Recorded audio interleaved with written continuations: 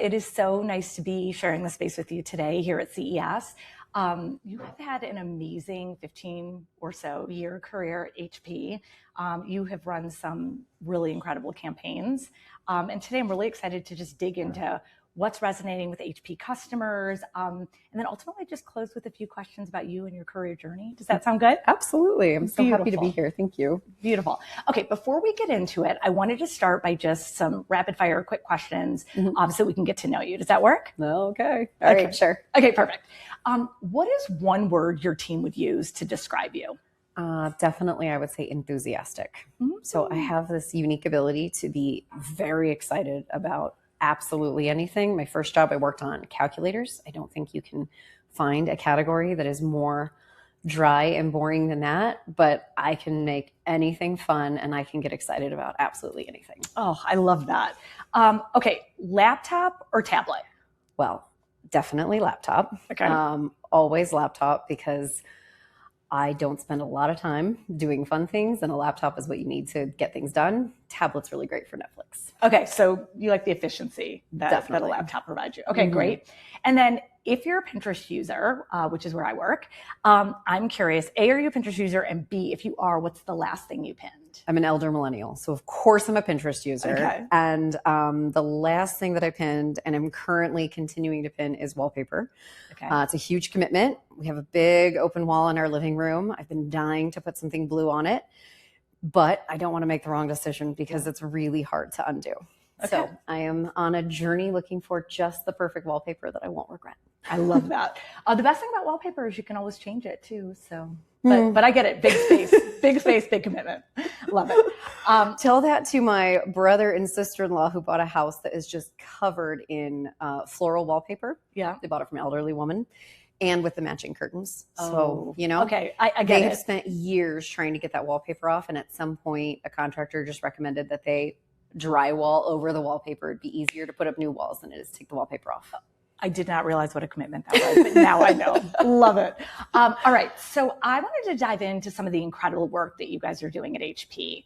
I know very recently you guys launched, and I want to say it's called I Need It for Work campaign. Yeah. Is that right? Yes. Can you tell me a little bit about that campaign? Well, the funny thing about that campaign is whenever we tell people the name of the campaign, they think that it's a commercial PC campaign for B2B.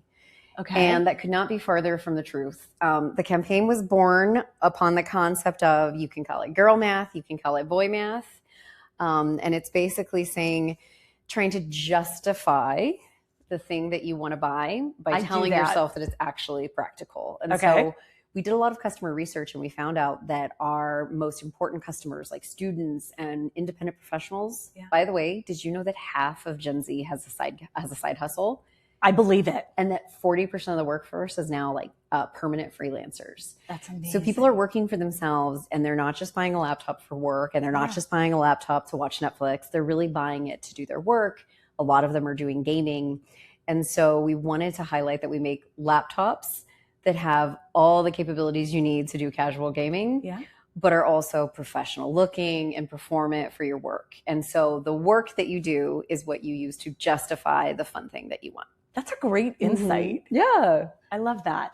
Can you tell me how you're measuring success with that campaign? Oh, absolutely. So it's a full funnel campaign. You know, we have everything from brand videos to, clickable ads, a lot of image-based content, and then a really strong influencer program. Okay. And so we do a very thorough constellation of metrics. Okay. So our leading indicators, we're really looking at driving traffic to web pages, and more importantly, driving engaged visits. So we measure the second click after you land, because anybody can buy traffic with paid ads today, but are you actually buying traffic that is going to start to progress across the funnel?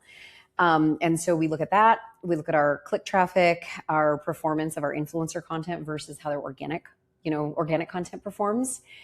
And those are our kind of leading indicator metrics that we rely on. And right now, for holiday, I'm really pleased to say that everything is 80 to 100% above our benchmark targets. That's amazing. And then for outcome metrics, we use campaign tracking. So we actually work with MarketCast, and we look at how effectively our ads reach the audience, and then how strong the brand linkage was for those ads with the audience, and whether or not it was well received. Okay. And we pair that with an MMM, market mix model.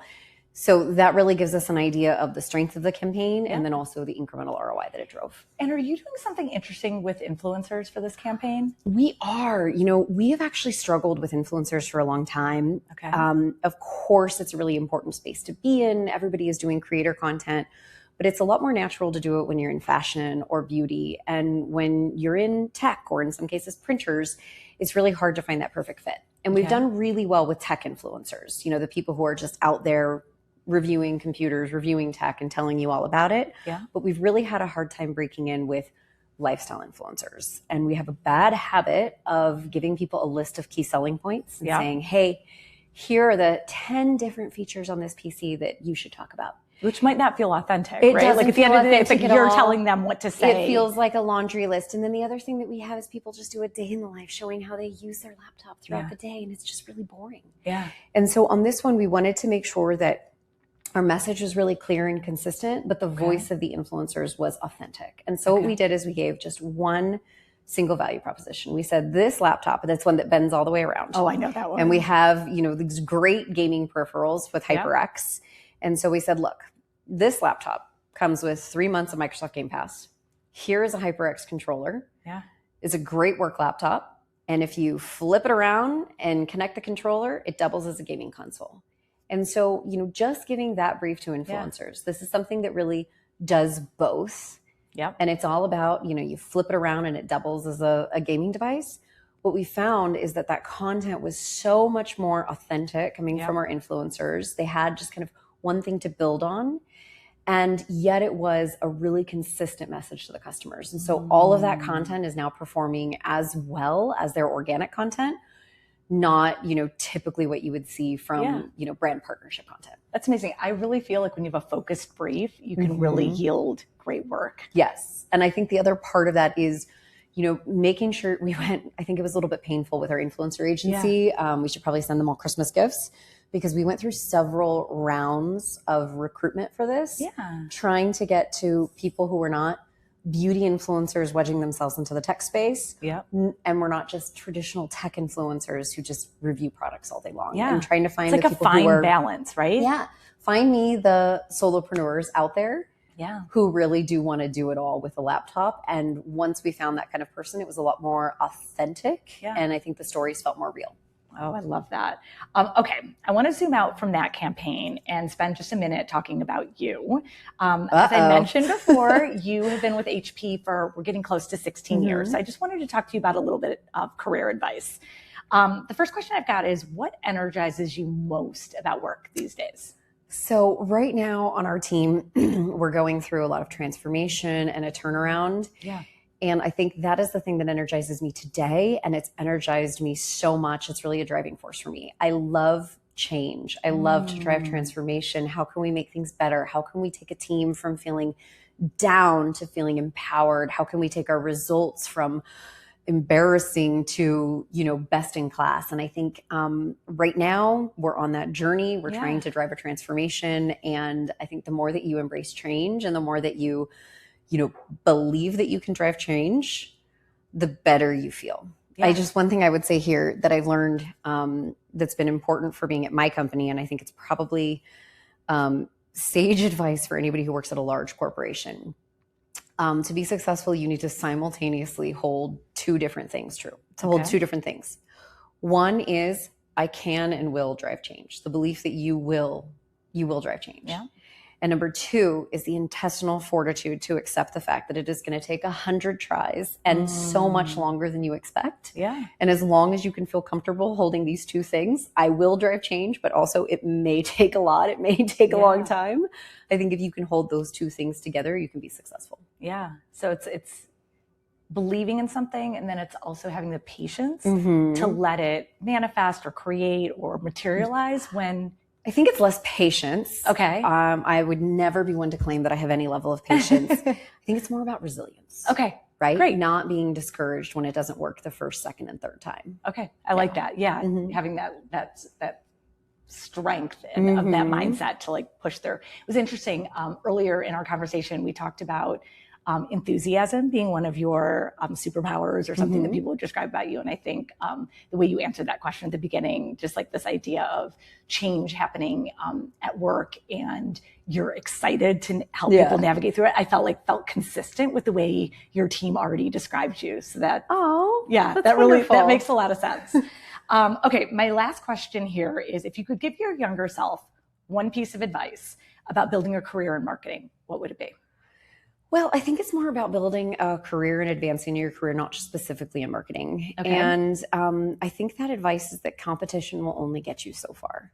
Okay. A lot of us who come into the corporate world, we were, A students in school. Yeah. We were all competitive, and that's how you get into corporate America. Yeah.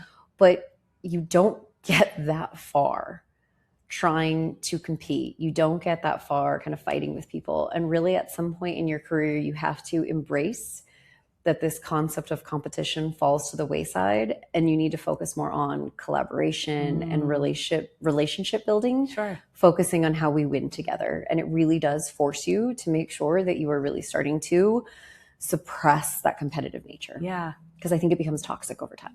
Yeah, I think that makes a lot of sense. I like the way you reframed the question too, from like a career in marketing. That resonated with me because I spent 20 years as a career marketer, but just a year ago, I moved over to sales. So I do think from my experience, there's a lot of ways to look at your career that apply regardless. You might think you're going to be a career marketer and then you might end up in sales or you might end up in a different function. And I think there's a lot of universal advice, and for sure, competition versus collaboration, I think applies no matter where you're at. So especially the more that you advance in your career, the more important it is.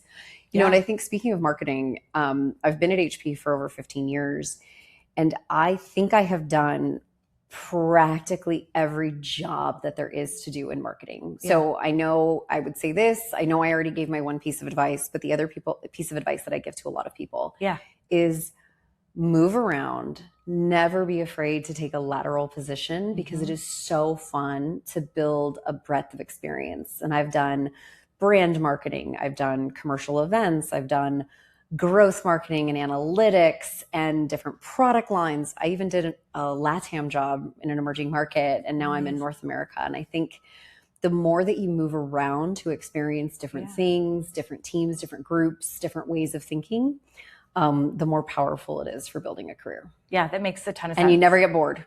You never get bored because you're always learning something new. Yeah, and I think you recently were promoted and you got this bigger role. And I think part of that is probably because you had the willingness to try so many different things. And then like that diverse perspective, you can lead a bigger team. Oh, I love that. Okay, so this has been super, super insightful.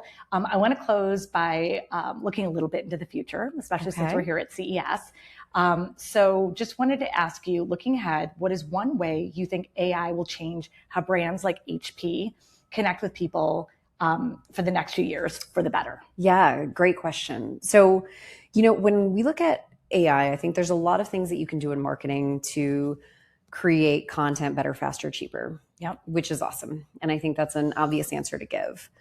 But if you look a little bit deeper, I think the big concern around AI is how easy it is to create content. And if you think about, shopping online from a smaller brand who does an AI generated image of a product, and you buy the product and you get it, and it's nothing like what it looked like in those pictures or even the video. AI, the fact that it's so easy to create content with AI, the fact that a small brand can look like they have a huge budget for photo shoots is great, but it's going to erode the trust that people have in brands, in what they're buying, in what they're seeing online. And so I think that it is really important that brands like us, we're a highly trusted brand in the industries where we operate, and we take a lot of pride in that. How do we make sure that we are continuing to protect that trust and continuing to protect that relationship with our customers in a world where no one knows what to believe, and if what I see is what I'm going to get, and what I'm reading is actually true, because it was really easy to develop 10,000 blogs reviewing a product, right? And those blogs don't have to be authentic anymore. And so I think it's very important that we're looking at how we protect the trust, build the relationship, and make sure that we really stay true to our ethics. Yeah. That makes a ton of sense. I know at Pinterest, we think a lot about that and how to make sure that the content that surfaces on our platform is authentic and people can trust it, and just building a positive place on the internet where people can feel safe. And I just think that's going to be even more important as we move forward based just on what you said. Yeah, so, absolutely. Great. Laura, it was so good to be here today. Thank you so much for sharing all your insights with us. And I hope you have a great CES. Thanks. You too. Appreciate it.